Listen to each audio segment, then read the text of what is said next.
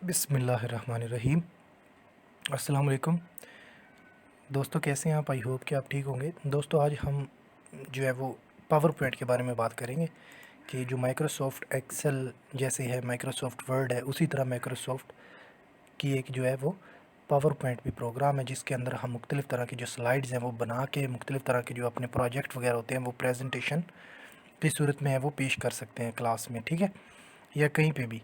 तो उसके लिए हमने क्या करना है दोस्तों, ये देखिए, सबसे पहले जब हम खोलते हैं उसके साथ तो ये मुख्तलिफ़ तरह की टैब्स होती हैं ऊपर, ठीक है, इनको टैब कहा जाता है। ये इंसर्ट है, डिज़ाइन है, एनिमेशन है, स्लाइड शो है, प्रीव्यू है, व्यू है, ठीक है। और ये मैंने एक्स्ट्रा तौर पे एक फोगेस जो है वो रीडर जो है वो पीडीएफ रीडर वो इंस्टॉल किया हुआ है, उसकी वजह से ये ऑप्शन यहाँ पे शो हो रहा है। अदरवाइज़ ये आपके पास ये नहीं होगा। यही है जनरली जो है view, review, slide show, animation, design और इंसर्ट और होम। होम के अंदर बेसिक जो ऑप्शन होते हैं हमारे, ठीक है, उसके अंदर कट, कॉपी, पेस्ट वगैरह का ऑप्शन होता है, ठीक है।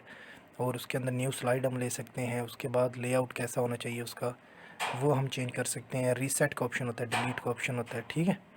और उसके अलावा हमारे पास जो है वो नीचे फ़ॉन्ट वगैरह जो है वो हम चेंज कर सकते हैं इस तरह से। ये ऑप्शन सारे आपको अब नज़र आ रहे हैं ना। उसका साइज़ क्या होना चाहिए, साइज़ बड़ा छोटा कर सकते हैं हम, इस तरह से उसको बोल्ड कर सकते हैं। ये सारे के सारे ऑप्शन हैं, ये होम में मौजूद है। और इंसर्ट के अंदर हमारे पास क्या मौजूद है, टेबल हम इंसर्ट कर, मतलब चीज़ें कौन कौन सी हम ऐड कर सकते हैं स्लाइड में, ये सारी चीज़ें हमारी इंसर्ट में मौजूद होंगी। डिज़ाइन के अंदर हम मुख्तलिफ़ तरह की जो डिज़ाइन अपनी स्लाइड का वो हम चेंज कर सकते हैं, ठीक है। और पेज जो है उसका जो सेटअप है वो हम देख सकते हैं, कितना मतलब बड़ा हो, कितना छोटा हो, सारे का सारा सही है। उसके बाद स्लाइड की जो ओरिएंटेशन है उसका वो कैसे होनी चाहिए, पोर्ट्रेट होनी चाहिए या फिर वो लैंडस्केप होनी चाहिए, इस तरह से हम उसको भी चेंज कर सकते हैं, ठीक है। यहाँ पे मुख्तलिफ़ तरह के डिज़ाइन पड़े हैं, ये देखें, ये ऑलरेडी इसके अंदर होते हैं, तो वो भी हम यहाँ से लगा सकते हैं, ठीक है। और ये कलर है, मुख्तलिफ़ तरह की थीम मौजूद है, इफेक्ट भी मौजूद है, वो भी हम लगा सकते हैं। मैं आपको सभी लगा के दिखाऊँगा, ठीक है दोस्तों। उसके बाद एनिमेशन के अंदर हम ये देख सकते हैं कि हमारी जो स्लाइड है जब वो प्ले करें हम, ठीक है, तो किस तरह से मतलब कि उसकी स्लाइड का जो वो एनिमेट हो, किस तरह से चले, किस तरह से मतलब कि ऐसे, ये देखो कैसे मुख्तलिफ़ तरह के डिज़ाइन जो आपके सामने आ रहे हैं, इस तरह से कैसे मतलब वो एनिमेट हो, ठीक है। उसके बाद यहाँ पे कस्टम एनिमेशन का ऑप्शन है, वो भी मैं आपको बता दूंगा कि आप ख़ुद से मतलब कि एनिमेशन लगा सकते हैं कि एक स्लाइड जो है वो कैसे काम करेगी, दूसरी कैसे, इस तरह से, ठीक है। उसके बाद ये कितनी तेज़ स्लाइड मतलब चेंज हो उसका, ये ऐसे। और उसके आगे अगर ये चेंज हो तो उसके साथ क्या साउंड भी आए, ये भी चीज़ यहाँ पे आपको मिल जाएगी, ठीक है दोस्तों।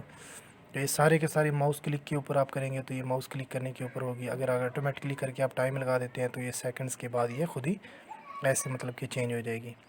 तो स्लाइड शो के अंदर भी वही चीज़ है कि आपने जो अपनी स्लाइड बनाई होंगी उनको कैसे शो करना है, चलाना है, ये सारे का सारा इसमें आ जाता है। रिव्यू के अंदर आपके पास ये आ जाता है कि कमेंट वगैरह आप ऐड कर सकते हैं, स्पेलिंग वगैरह चेक कर सकते हैं। और व्यू के अंदर आप अपनी सारी की सारी ये स्लाइड सॉर्टर वगैरह को चेंज कर सकते हैं, आप देख सकते हैं।